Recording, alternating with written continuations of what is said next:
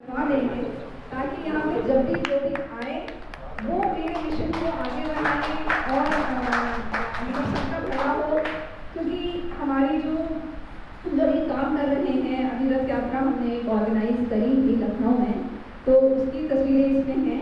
उसकी जो मतलब हम सब जगह गए, सारे लखनऊ के जितने भी हिस्से थे उसको कोशिश करी हमने जाने की। यहियागंज गुरुद्वारा लखनऊ में है, शायद आप जानते हैं। मतलब उसका बहुत महत्व है, ऐतिहासिक बहुत महत्व है। हम वहाँ पर गए, चर्चेस में गए, हनुमान मंदिर है, हनुमान सेतु, वहाँ पे गए, मस्जिदों में गए। तो मतलब हमने सब लोगों को हर तरफ से जोड़ने की कोशिश करी और उसमें हमारा लक्ष्य एक ही था कि किडनी फेलियर का कोई इलाज नहीं है सिवाय डायलिसिस और ट्रांसप्लांट के, जो कि बहुत बहुत ज़्यादा एक्सपेंसिव है। ज़्यादातर जो भारत की जनता है वो तो अफोर्ड ही नहीं कर सकती है। जो लोग अफोर्ड भी कर सकते हैं वो भी, जैसे कि आज डॉक्टर उपाध्याय जो एशियन हॉस्पिटल के थे, तो उन्होंने एक टर्म उसको दिया, CRF कहते हैं क्रॉनिक रीनल फेलियर को, तो उन्होंने एक उसको टर्म और दिया क्रॉनिक रेवेन्यू फेलियर। तो मिडिल जो इनकम ग्रुप है, मिडिल क्लास जो है, वो भी उसको बहुत ज़्यादा दिनों तक अफोर्ड नहीं कर पाता है। तो ऐसी समस्या से मैं 20 साल से जूझ रही हूँ। 20 साल से मैं किडनी के पेशेंट देख रही थी और बहुत ही ज़्यादा तकलीफ होती थी ये देख करके कि पेशेंट्स कभी कभी आते थे। एक मैंने शॉर्ट फिल्म भी बनाई थी, वो भी मैं आप लोगों को भी साथ शेयर कर दूँगी उसका लिंक। तो उसमें लड़का था 20-25 साल का और उसने सुल्तानपुर का, उसने कहा कि आप आखिरी डॉक्टर हैं जिसके पास मैं आया हूँ, मेरा ट्रांसप्लांट हो चुका है, रिजेक्ट हो गया है, फिर से मेरा क्रिएटिनिन बढ़ रहा है, डॉक्टर कह रहे हैं एक और गुर्दा ले आओ और 10 लाख रुपया और ले आओ, दोबारा ट्रांसप्लांट कर देंगे। मतलब जैसे बिल्कुल मजाक हो गया ये। तो उसने कहा आप आखिरी डॉक्टर हैं, अगर यहाँ से मुझे फ़ायदा ना हुआ तो मैं इसके बाद सुसाइड कर लूँगा, क्योंकि घर में कुछ बेचने के लिए नहीं बचा है। एक छोटा सा घर है जो कि मैं अपनी माँ और बहन के सर से नहीं हटा सकता हूँ।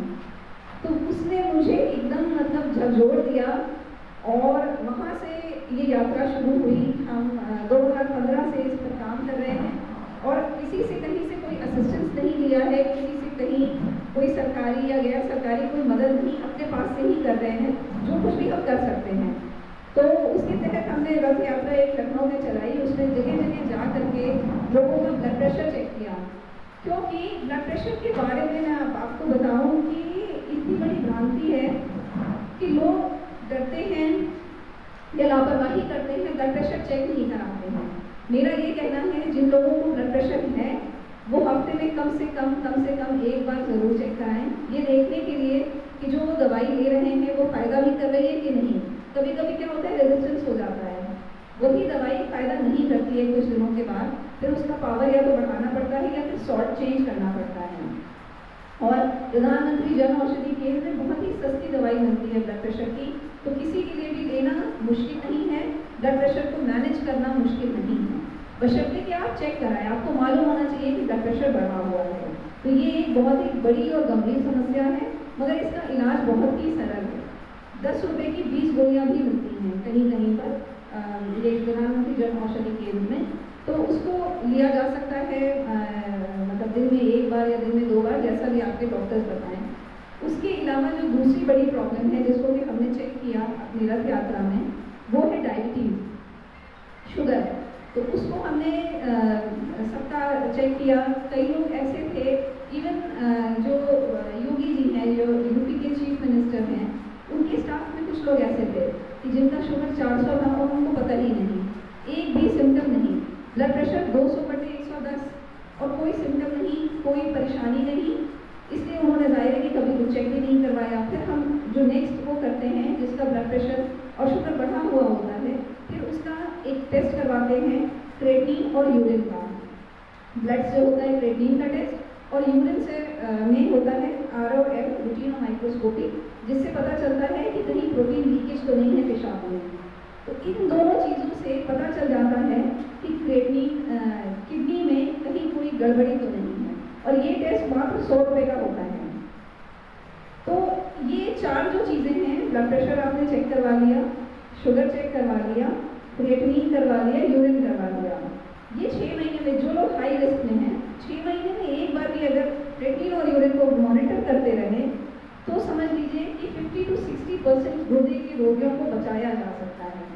ये ऐसे सोचने में, ऐसे सुनने में बहुत छोटा लग रहा होगा, बट मैं आपको बताऊं कि सरकार करोड़ों रुपया डायलिसिस के लिए खर्च करती है, बहुत सारे गरीब लोगों की हेल्प करती है, और उससे भी ज़्यादा प्राइवेट में जो डायलिसिस होते हैं उससे भी ज़्यादा, मतलब कई करोड़, कई 100 करोड़ जो है वो सालाना खर्च होता है डायलिसिस में। तो अगर 50% इसको फिगर को रिड्यूस कर दिया जाए तो एक बहुत बड़ा हिस्सा वेल्थ का, पैसों का, इकोनॉमिक्स का बदल सकता है, चेंज हो सकता है, किसी और अच्छे काम में लगाया जा सकता है। तो आप सभी से मेरी ये गुजारिश है, रिक्वेस्ट है कि मैं यहाँ पे इंस्ट्रूमेंट्स रखवा दूँगी, और जब तक यहाँ पे जो भी लोग आए, यहाँ पे जो भी लोग हों, तो वो जब तक करते रहे इस चीज़ को टेस्ट। दूसरी बात ये है कि अब जब एक बार पता चल गया कि किडनी की प्रॉब्लम है तो अब क्या करना है।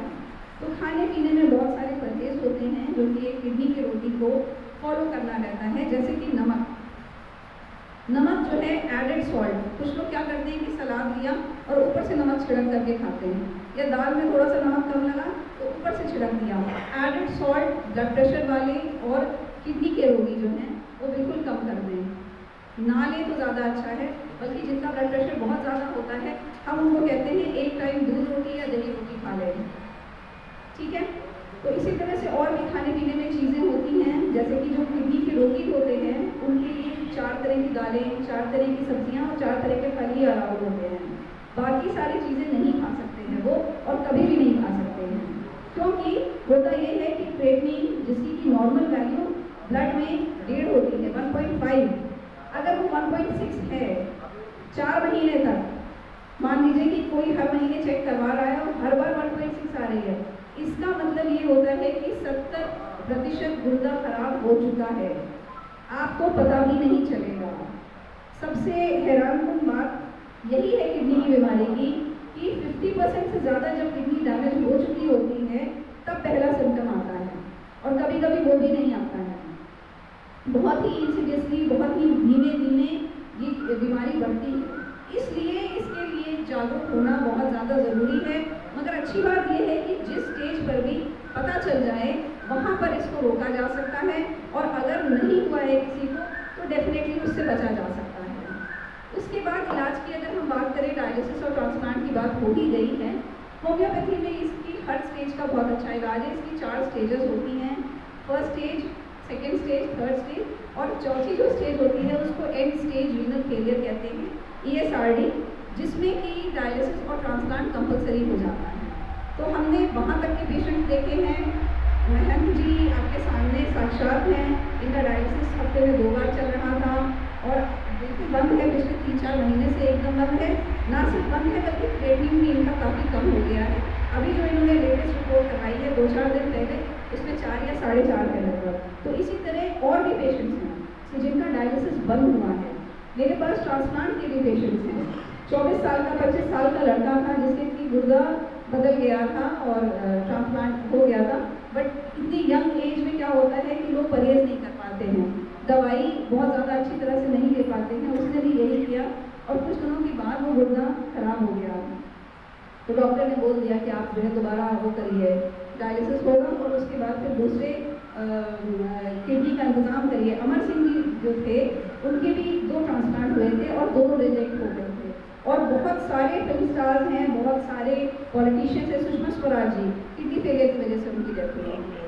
हाँ, लालू यादव, तो बहुत सारे ऐसे वो हैं, महमूद जो कॉमेडियन थे उनकी भी रीनल फेलियर से ही डेथ हुई थी।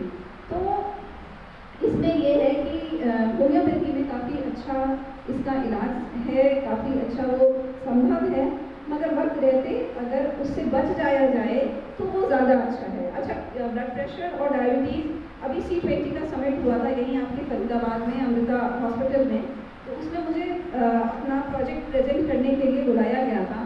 तो मैंने सबके सामने एक्सपर्ट्स थे, एम्स के एक्सपर्ट्स थे, बहुत बड़े बड़े नेफ्रोलॉजिस्ट आए थे, बहुत बड़े बड़े डॉक्टर्स वहाँ पे आए थे। तो मैंने एक बात सबसे ये बोली कि मैंने ये चीज़ रियलाइज़ करी, इतने दिन के बाद करी, आप लोग हमसे भी ज़्यादा सीनियर हैं, आपने और पहले रियलाइज़ कर लिया होगा कि जड़ में जो है वो ब्लड प्रेशर और डायबिटीज़ है। तो ये बताइए कि इतने साल से आप लोग कोई मुहिम क्यों नहीं चला पाए, या सरकार ने ऐसी कोई मुहिम क्यों नहीं चलाई? कि कोविड के लिए जब इतना संघर्ष हम कर सकते हैं कि युद्ध स्तर पे काम हो और कोविड जो है वो सबको वैक्सीन लग गई, सब जगह वैक्सीन बढ़ गई और उसकी फ़ोन में कॉलर ट्यून वैसी आने लग गई, हर जगह आपको 2 गज दूरी, मास्क है ज़रूरी, हर जगह दिखेगा। तो वैसे ही ब्लड प्रेशर और डायबिटीज़ के लिए अगर इतनी सी जागरूकता हो जाए तो बहुत सारी और बीमारियां, ना सिर्फ किडनी की बीमारी बल्कि पैरालिसिस जो कि सीवीए सेरेब्रोवास्कुलर एक्सीडेंट जिसको बोलते हैं, वो उसकी इंसिडेंस बहुत कम हो जाएगी। हार्ट की बीमारियां और हार्ट अटैक्स बहुत कम हो जाएंगे। तो इसके लिए हमने अपील की है, C20 में भी की है। कल मेरी मुलाकात जो सेंटर और स्टेट के जो मिनिस्टर हैं, आयुष मिनिस्टर्स, उनसे मुलाकात हुई, उनसे भी मैंने यही बात की है और मैं इसमें लगी रहूँगी। पीएमओ को, गवर्नर को, जहाँ जहाँ भी हो जाएगा, प्रेसिडेंट को, तो मैंने सबको ये सोचा है कि वापस जा करके, क्योंकि अभी हमारी रथ यात्रा खत्म हुई, C20 वाला समिट हो गया, तो कल वाला एक प्रोग्राम था। अब मैं लखनऊ वापस जा करके और सबको मैं लिखना शुरू करूँगी। बट इसमें आप लोगों का मतलब आप सरकार का वेट मत करिए कि जब सरकार करेगी तब हम कुछ करेंगे। आप सबसे यही विनती है कि आप सब अभी जागरूक हो जाइए। आपके आसपास के जो लोग हैं, आपके परिवार में जो लोग हैं, आपके जो दोस्त हैं, उन सब में ये जागरूकता पैदा करिए कि सब लोग ब्लड प्रेशर कभी कभार चेक कर लें और कभी कभार शुगर चेक कर लें। अगर बढ़ा हुआ है तो किसी भुलावे में ना पड़े, उसका इलाज फौरन करें। धन्यवाद। तो अगर किसी के कोई सवाल हो तो